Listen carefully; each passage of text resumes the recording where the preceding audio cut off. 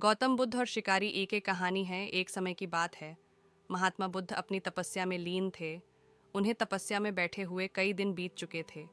तभी एक शिकारी उस रास्ते जा रहा था।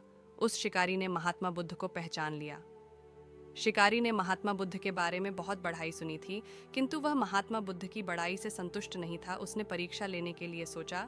शिकारी पहले तो महात्मा बुद्ध को एक छोटा सा पत्थर फेंक कर मारता है, किंतु महात्मा बुद्ध कोई प्रतिक्रिया नहीं करते हैं, क्योंकि उनका मानना था शरीर को तकलीफ होती है, आत्मा को नहीं। शिकारी द्वारा फेंके गए पत्थर के कारण शरीर को कष्ट हुआ, किंतु आत्मा को नहीं। शिकारी कुछ समय सोचता रहा, महात्मा बुद्ध कुछ प्रतिक्रिया करेंगे, किंतु महात्मा बुद्ध अपनी तपस्या में लीन थे।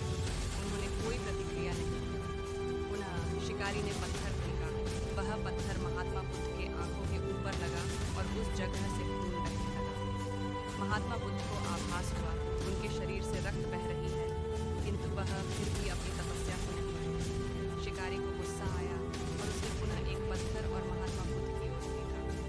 महात्मा बुद्ध के शरीर से अब खून अधिक बहने लगे। इतनी पीड़ा महसूस कर महात्मा बुद्ध के आंखों से आंसू निकलने लगा। शिकारी ने महात्मा बुद्ध के पास जाकर पूछा, आपको जब मैंने पत्थर मारा तो आपने कोई प्रतिक्रिया नहीं दी? महात्मा बुद्ध ने बड़े ही सरलता के साथ कहा, क्योंकि इससे मेरे शरीर को कष्ट हुआ है, मेरे मन मस्तिष्क को नहीं। शिकारी अचंभित रह गया। उसने पूछा, फिर आपके आंखों से आंसू क्यों बह रहे हैं? इस पर महात्मा बुद्ध ने पुनः कहा, तुम्हारे द्वारा किए गए अनुचित कार्य के परिणाम के बारे में मेरा मस्तिष्क, मेरी आत्मा विचार कर रो रही है। तुमने इतना बड़ा पाप किया है, तुम्हें कैसी सजा मिलेगी? बुद्ध की बातों को सुनकर शिकारी